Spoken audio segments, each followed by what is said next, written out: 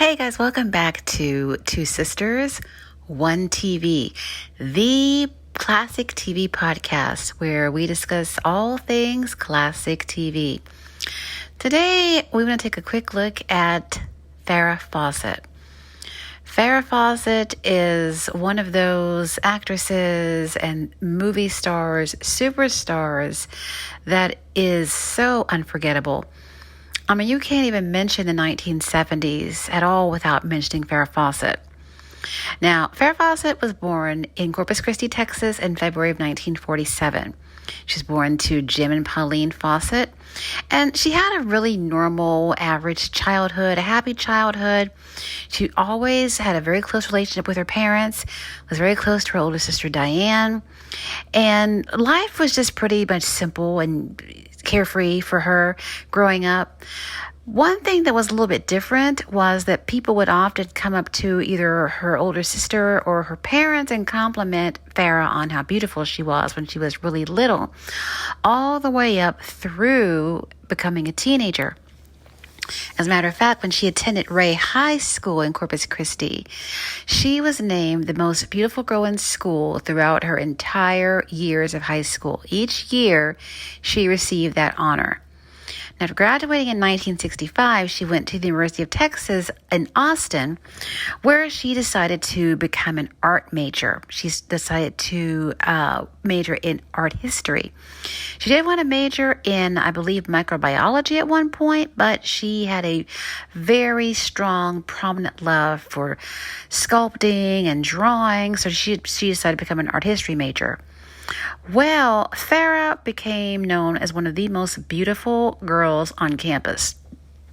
Now, she lived on campus in one of the sorority houses, and she was so well known for her beauty that guys would actually, not only was she getting asked out all the time, but guys, and some of these guys had girlfriends, they would actually drive by where she lived just to take a look at her. True story. They would literally line up just to get a quick look at Farrah Fawcett. So someone, and with all of this attention that she was getting, someone sent her picture off to Hollywood. It landed on the desk of David Mersch, who was, I believe, his casting director or an agent. Can't recall, but he was one of the two. So he telephoned her and invited her to go back, come out to Hollywood. He said that she's a very attractive young woman and she might be able to really make a success of it out there in the entertainment industry. Well, Farrah was happy being in college, going to UT. She had been named one of the prettiest girls on campus, one of the 10 prettiest girls at UT. No freshman had acquired that particular honor before her. And she had a boyfriend. She, was dating the captain of the football team, Greg Lott. She was enjoying her life, being a young college student and just having a good time and going to class in her shorts and studying art history and going to the football games. So she didn't want to give up that life to go and run out to Hollywood and play games and take chances because, let's face it, going out to Hollywood, trying to become an actress or trying to develop a career in show business is definitely a risk, and everyone does not make it. A lot of people fall flat on their faces. Some people take some years to achieve success. Some never achieve success, or they achieve very little. So she was in no means interested in trying to go and give up the life that she had to go run out there and play with LA or play with Hollywood. So it became a running gag on campus among her friends. Hollywood would call her periodically, and they would always be the running gag. Oh, Hollywood's calling again. So, she answered the phone, always very polite, very courteous, but she always would decline. Finally, one day in the summer of 1968, she decided to take them up on their offer. They've been calling her for about 2-3 years. So she decided to go ahead and go out to Hollywood and see exactly what they had to offer. So she asked her parents what they thought about it. I don't think they were too crazy about it, but they didn't stop her from going. They supported her, drove her out there cross country. Attached her, all of her belongings were in a U-Haul, attached to the back of the car. They drove her out there to LA. And then, they dropped her off, told her to take good care of herself. And, she said, well, I'll probably just be out here for the summer and then I'll come on back home and, go back to UT. Well, she never did go back to Texas to stay, to live, and she did not go back to UT. As soon as she got to LA, she began to automatically get work very quickly. She was signed, I believe, with Screen Gems. She was signed a contract of $350, I believe, a week. She was already appearing in commercials. She said that within the first 2 weeks or so, she began to get work in commercials. She also said later on in People magazine that she really didn't have to do anything in regard to her career when she got to LA. Everything just pretty much fell into place for her. She really didn't have to do anything. So she began to get bit works in episodic television. She was doing commercials. She was in a couple of films. So she was building a nice little resume for herself as an actress. Now, she was still involved with Greg Lott, her boyfriend back at UT. However, after Farrah left, Greg Lott ended up injuring himself and had to, of course, be cut from the football team. And which is the case with a lot of athletes. When that happens, they don't really know what to do with themselves. So he began to pretty much drift in the wrong direction. He began to, do a lot of heavy drinking. So Farrah was still committed to the relationship and committed to Greg. But he severed ties with her because he felt that, she was going places. She was a beautiful girl, good person, and he didn't want to, bring her down, drag her down. And so he ended the relationship. Well, around that time was when she met Lee Majors, who had been on The Big Valley and who was going to, later on in the 70s, become the star of The $6 Million Man. He saw her picture, thought that she was really attractive, and he wanted to ask her out on a date. He found out how to get in touch with her. He asked her out. They went out. And then a little bit later on, they became a couple. They were the golden couple. They married in 1973, and they were the golden couple of Hollywood. Just like Greg Lott and Farrah were the golden couple of the University of Texas, Farrah and Lee Majors were the golden couple of Hollywood. Now, Farrah was in a good place around 1975. She acted whenever she wanted to, which was not very often. I mean, she was in The $6 Million Man a couple of times. She had a recurring part on Harry O. She portrayed the flight attendant who lived next door, Sue. She still did commercials. She did a few things here and there. She played tennis often. She loved to cook. She was a fantastic cook. She cooked all those amazing Southern dishes that she grew up on. And so she liked to cook, for friends and cook for Lee. So, she was enjoying her life. And then she ended up getting cast in a couple of films. She did Logan's Run in 1976. And then she did a film for Aaron Spelling and Leonard Goldberg. Can't recall the name of the film. It was a TV movie. It was one of those airplane movies that were so popular in the 70s, and she played a flight attendant. She had a small role in the film, but they remembered her when they were casting for their brand new TV show, Charlie's Angels. They wanted a blonde along with a brunette. Of course, the brunette was going to be Kate Jackson because after all, it was her show. The show was for her. And they wanted a redhead. Well, when they were casting for the pretty blonde who was athletic, the quintessential California girl, they immediately thought of Farrah. So she tried out for the part. She got it, but she didn't think it was really going to go anywhere. She thought that it was just going to be just a TV movie, which she had already been doing those. She didn't know that it was going to turn into a weekly series. She didn't know that it was going to blow up and explode the way that it did either. So when the pilot for Charlie's Angels debuted on ABC, it was a ratings smash. When they reran it about a couple of weeks later, the ratings were still phenomenal. And the network decided that they were going to turn Charlie's Angels into a weekly TV show. And that pretty much meant that Farrah was locked into this TV show, which she really kind of was on the fence about. Lee definitely did not want her to do it.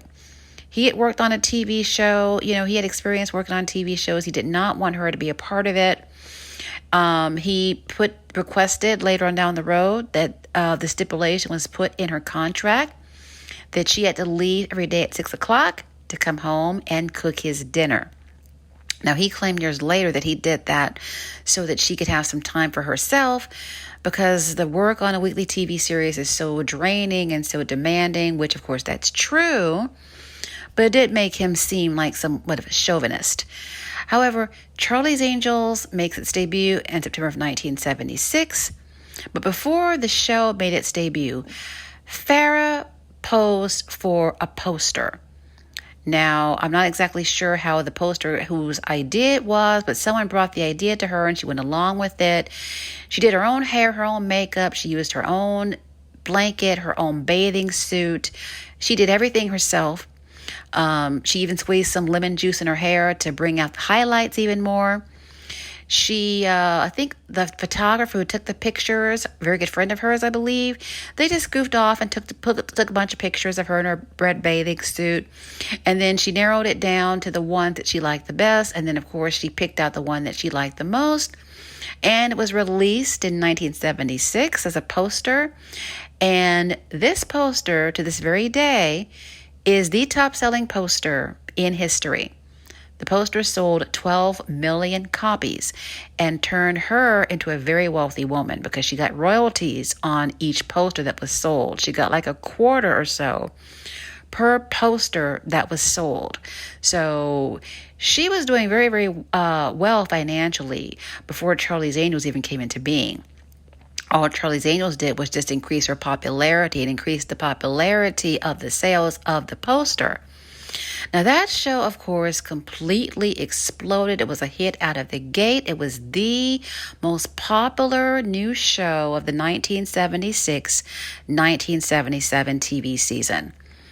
And Farrah Fawcett was the breakout star of that show. The show was originally meant for Kate Jackson, but it was all about Farrah Fawcett Majors, from the poster to her smile, to the fact that she was obviously not wearing a bra, to that hair of hers. Now, that's another story. The Farrah Fawcett hairdo is still very popular today in 2022.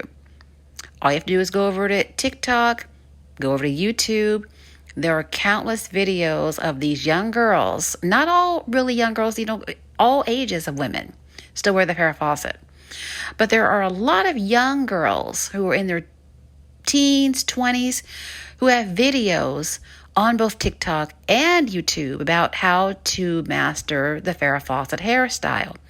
The Farrah Fawcett tutorials, they're all over YouTube. And I've watched a lot of these videos, and I love watching these young girls put their own take on Farrah's hairstyle.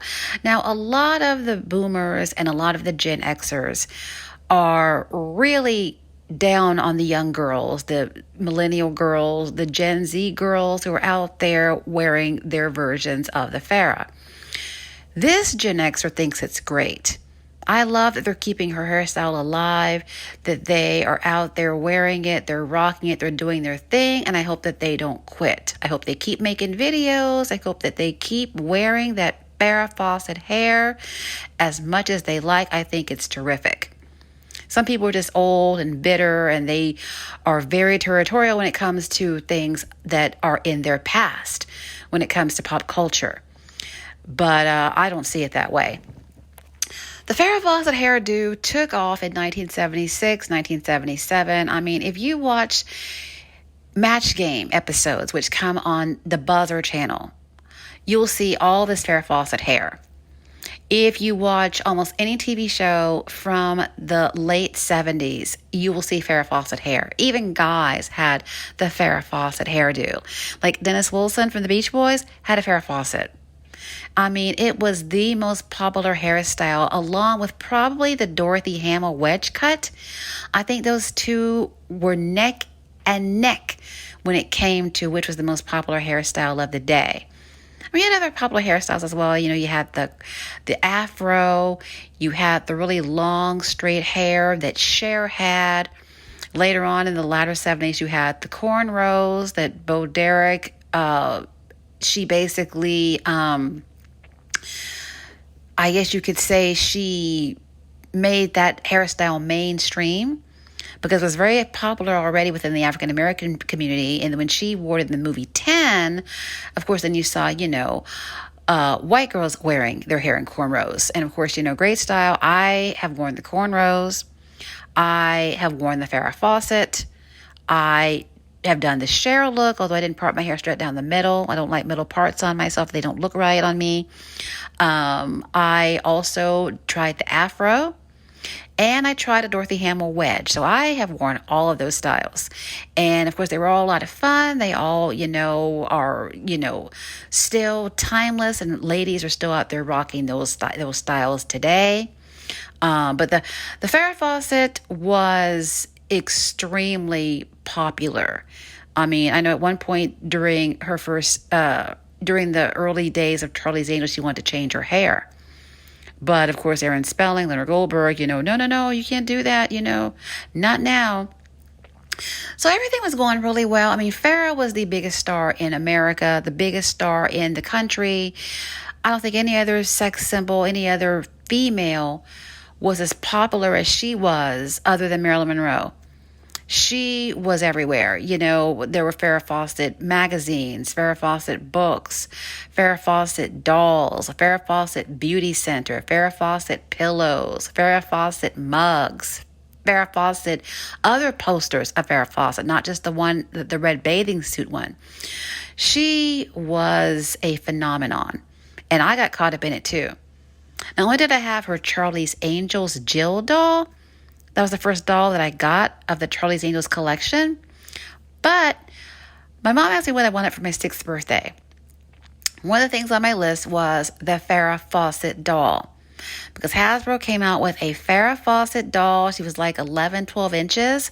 She wore a sleeveless white jumpsuit.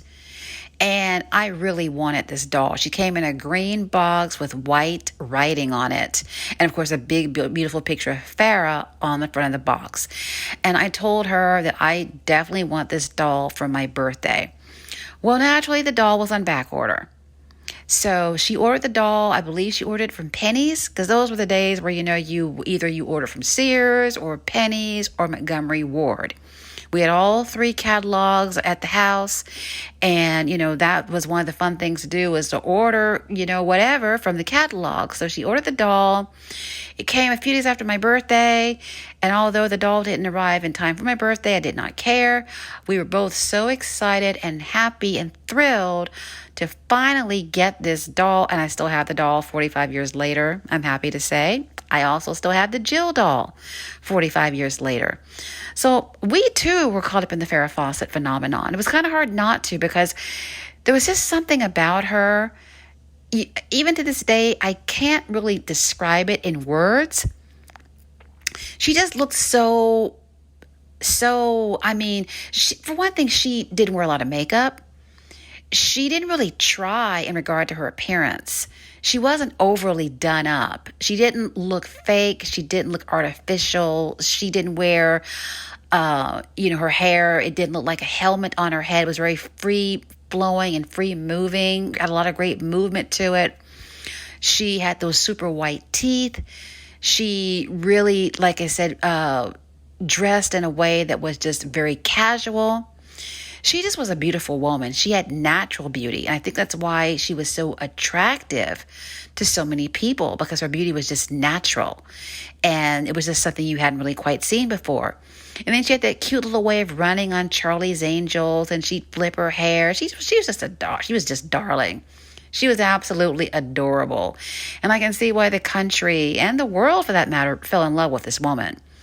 Because in 1978, 1979, she's over at the Cannes Film Festival. I forget where it was being, I forget the specifics. But this, of course, was out of the country. And, she was swarmed with, fans. Fans were just all over her limousine when she got there, when she arrived. So she was a sensation around the world, as well as in the United States. So Charlie's Angels, of course, very popular show. All the little girls wanted to be Charlie's Angels. I touched off on this in the Kate Jackson video I did already. It was a lot of fun. It was a great time to be a little young girl and to watch Charlie's Angels and have the dolls and, of course, all the other memorabilia. I mean, there was so much stuff of Charlie's Angels, and my mom saw them as good role models for me. So anything I asked her for of Charlie's Angels, she'd readily buy for me.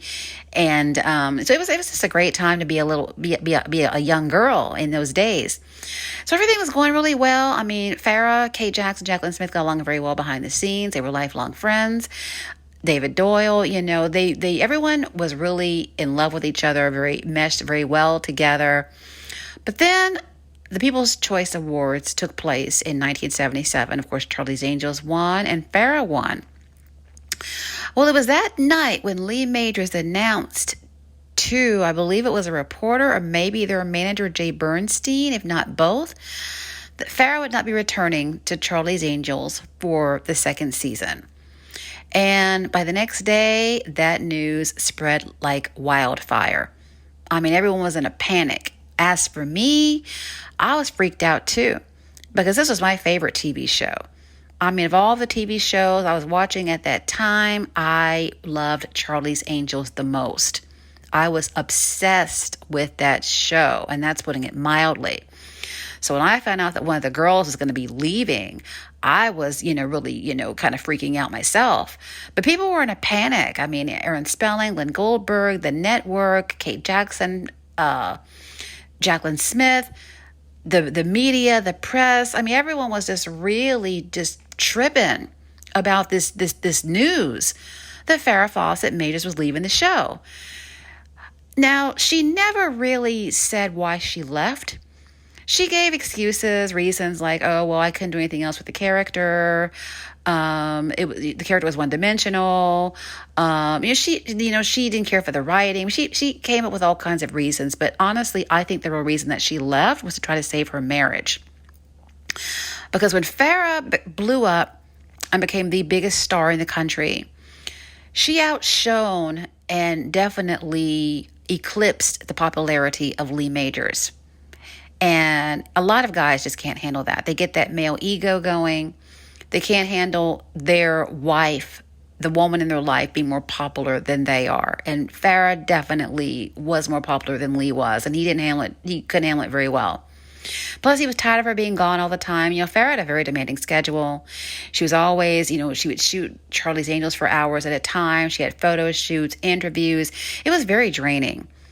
She got tired of the whole thing. At one point early on in the show, they were filming. It was a long day, lots of retakes and constant trips to the hair and makeup chair and wardrobe fittings. And one day she just broke down, had a meltdown on set all of a sudden, just completely had a breakdown because it was just too much. And she wasn't like Kate Jackson. Kate Jackson had done a weekly series. She'd done The Rookies.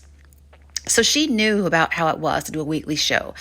Farrah had never done a weekly show before. She'd only done episodic television, but she'd never been on a weekly series week after week. So this was brand new for her. And then, of course, she was the only one of the Angels who was married. So that put even more pressure on her. And then she was the most popular of the Angels. So she had a lot of pressure on her. And it began to really wear her down. I think that's really why she left. Not only was she trying to save her marriage, Farrah always wanted a marriage like her parents.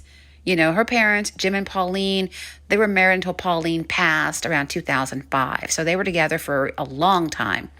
She wanted that kind of marriage as well, that kind of family. And she was willing to do whatever she had to do to hold on to her marriage to Lee. And then plus she was just worn out from just being the biggest star in the country. So she left the show. Leonard Goldberg and Aaron Spelling, they filed a lawsuit against her. She was basically blackballed. She couldn't get any work. It was just a big mess. Very, very difficult situation. The lawsuit was eventually settled. It was agreed that she would return to Charlie's Angels beginning in the fall of 1978, and she would guest star in 3 episodes for the 1978-79 season, and 3 more for the 1979-1980 season. I love those episodes, by the way. It was always great when Jill would come back, and it was Jill and Sabrina and Kelly, and then Chris, of course, because Cheryl Ladd replaced her on the show as her little sister, Chris Munroe. So it was great having 4 Charlie's Angels. And it was even, something that impacted us playing Charlie's Angels at recess, because that meant that you could have a 4th girl. So, that was really great for, we young girls back there in the 70s. You got to, have that extra person. So anyway, Farrah entered after the lawsuit was settled and she could resume working. She began to, go off into films. She was in Somebody Killed Her Husband with Jeff Bridges, which definitely was a big bomb. She was in Saturn, Sunburn, Cannonball Run. I mean, none of these movies really did very much for her career at all. None of them really. The Cannonball Run did well at the box office, but it didn't do anything to change her, her image. She was trying to change her image. She was trying to become a good, solid, bona fide actress instead of just a sex symbol where it's all about teeth and hair and, not wearing a bra. She wanted to become a really serious actress, but these movies were just not making it. And so she ended up, of course, she and Lee Majors did separate in 1979. They divorced in 1982. And during that time, she hooked up with Ryan O'Neal. They hooked up around 1979, 1980. Their relationship, very passionate, very volatile, oftentimes mixed with violence. It has been said that Ryan O'Neal physically abused Farrah Fawcett. He cheated on her as well.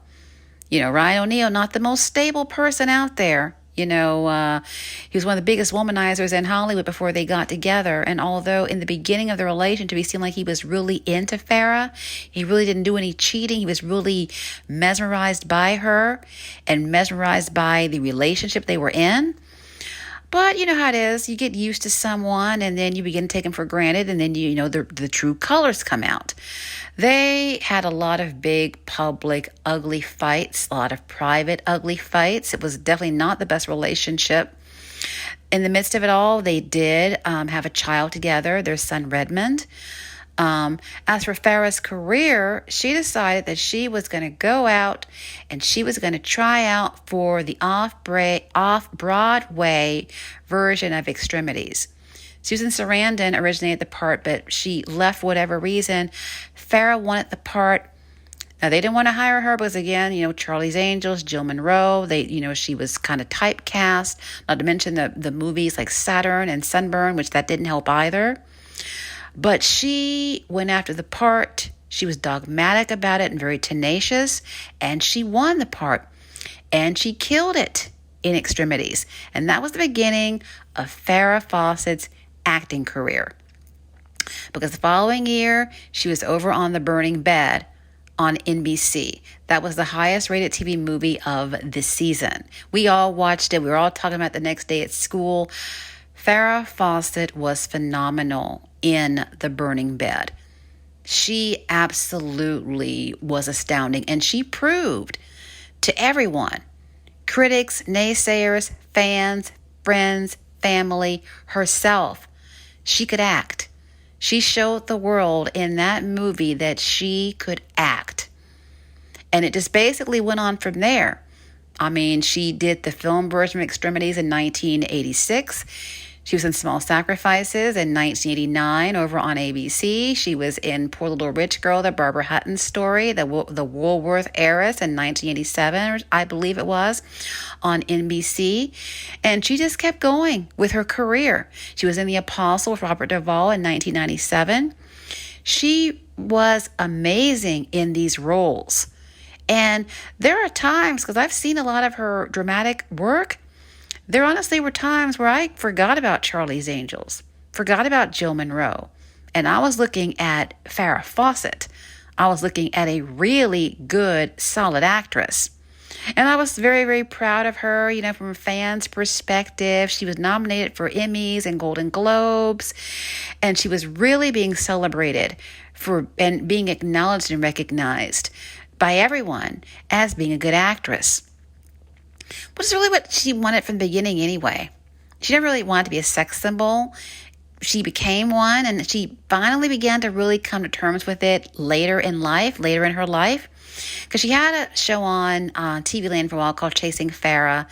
And in one of the episodes, you could tell that she had really come to terms with the fact that she was still going to be Farrah Fawcett, 1976, with the poster and the hair and Charlie's Angels, that she just couldn't get away from that. And I think that she finally began to accept it and embrace it. As a matter of fact, at the 2004 TV Land Awards, Farrah Fawcett was honored for the phenomenon that she had been back in the 70s. So she, again, was in a good place in regard to her career and in regard to her, just herself as a person. Now, in regard to Ryan O'Neal, they broke up in 1997. He cheated on her, and she discovered that, she found him in bed with another woman, so she broke it off. They did get back together, but she also reconnected with Greg Lott from her days at UT. Greg Lott never got over Farrah Fawcett, never forgot about her, still very much in love with her. I think he even married briefly, but according to his ex-wife, he never got over Farrah. That was a sore spot within their marriage. So they were not married for too long, if I'm not mistaken. She was also involved with the director James Orr, who directed her in the movie, I think it was called Man About the House, I think. Also starring Chevy Chase. That, again, another violent relationship. He physically assaulted her. She busted his windows out with a baseball bat. She ended up in court, just a big mess. So it was around that time when she reconnected with Greg Lott. And they were together privately, secretly, discreetly for the rest of Farrah's life. I mean, Greg Lott, you can go to Google, look it all up. You can go to YouTube, and there are articles, interviews where he talks very openly about the relationship and how it rekindled and how they went to Mexico together, and she'd go to Texas. They would see each other in Texas, and he'd go see her in California. He'd stay with her at her home in LA. He's very open about the relationship. Now, unfortunately, in 2006, Farrah was diagnosed with anal cancer.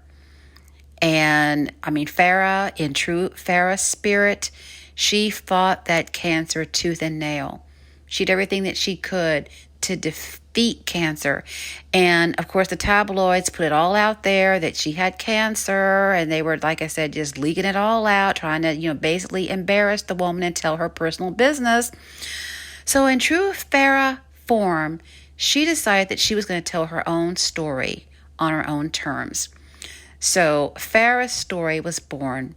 It aired in 2009 on NBC. A total of 9 million people watched it. We watched it. I was in tears by the time it was over. My sister and I both. My sister, I introduced her to Charlie's Angels in 1993 when they were bringing it on TNT. She fell in love with Farrah Fawcett. She was her favorite angel, still is her favorite angel. And so we watched Farrah's story. We followed her whole battle with cancer very closely. And unfortunately, she lost that battle in June of 2009 at the age of 62. Very heartbreaking. My sister's the one who told me the news. She was crying when she told me that Farrah had passed away. Very, very sad. Very, very sad. Time knowing that this wonderful actress, this icon, this fashion plate, big part of my childhood. You grew up in the 70s, Farrah Fawcett definitely was a part of your childhood. Very sad that she had passed away. And of course, as we all remember, Michael Jackson passed away the same day, several hours later. And of course, his passing basically eclipsed the coverage of Farrah's passing within the media. People are still upset about that today. And of course, the way I see it is blame the media. People are out there blaming Michael Jackson for it, which is kind of stupid because, think about this. The man died. It's not like he eclipsed her in life. He eclipsed her in death. And I don't think, honestly, that he would have wanted to have eclipsed Farrah Fawcett in any way, I'm assuming, and certainly not in death. But that was one of the saddest days that I remember. I mean, because we grew up with Michael Jackson and his music, and so my sister and I were up till like 6 in the morning just watching stuff on TV because there was a lot of coverage about both Farrah and Michael Jackson. We watched everything we could. We watched all of it. And we were just stunned and in disbelief and just so sad. But Farrah Fawcett's legacy remains intact. She's still a very beloved actress, personality, icon. Definitely has not been forgotten. My brother-in-law went to California to visit back over the summer, and he went to see Farrah Fawcett's grave. He took a picture and sent it to us. And just seeing that, I can't tell you what that was like to actually see it, just I don't even have words. But Farrah Fawcett, again, Charlie's Angels is being shown on Get TV. It's shown, I know, 5 nights a week. They show 2 episodes back to back at night. The entire series is available on DVD. A lot of Farrah Fawcett's work is available out there. The Burning Bed's available on DVD. Extremities. I mean, a lot of her work is available. Just check Amazon, check eBay. And not to mention, her poster is available. Just go to eBay. I mean, there are some very inexpensive copies out there. Lots of magazines are available on eBay. I mean, there are Farrah Fawcett wigs you can buy. There's that Farrah Fawcett Barbie doll that came out not too long ago. I mean, if you want to go and stock up on Farrah Fawcett memorabilia, head to eBay. And you will be shopping for days because they have so much of it available. I mean, going all the way back to in the 1960s when she first started her career up until, the 2000s. So, go check it out. And, I've bought some magazines, some Charlie's Angels magazines, some Farrah Fawcett magazines. It's a lot of fun to go over there and buy that stuff and just to look around and see what's available. Lots of good stuff. And a lot of it is very affordable. A lot of it you don't even have to bid on. You can just buy it. So, go on over there and check it out. And again, great videos on, like I said, YouTube, great videos on TikTok about the Farrah Fawcett hairstyle because it's still very popular. I still see it. And, I still see articles online about how to do it and, tutorials on how to do it. So the Farrah Fawcett hairstyle is still very much alive and well. And I wore it myself in college. It's a great hairstyle, very sexy, very fun. And so Farrah still, her legacy remains, and definitely she is a celebrity that will never be forgotten. And I am happy that we got the chance to put this episode out there and to show Farrah some extra love, because this is a celebrity that my sister and I are both very, very fond of. Very, very, still to a certain degree infatuated by all of these years later. And, there is a Charlie's Angels episode coming up. I can't say when, but it is definitely on the horizon. But Farrah outgrew Charlie's Angels so much that we felt that she needed to have and deserved to have her very own episode. And so here it is. So kudos to you, Farrah. We still love you very much. You're still very, very beloved, still very much missed. Never will you be forgotten. And that's going to do it for Two Sisters, One TV. Thank you for joining us. And until we're back with a brand new episode, we'll see you all then.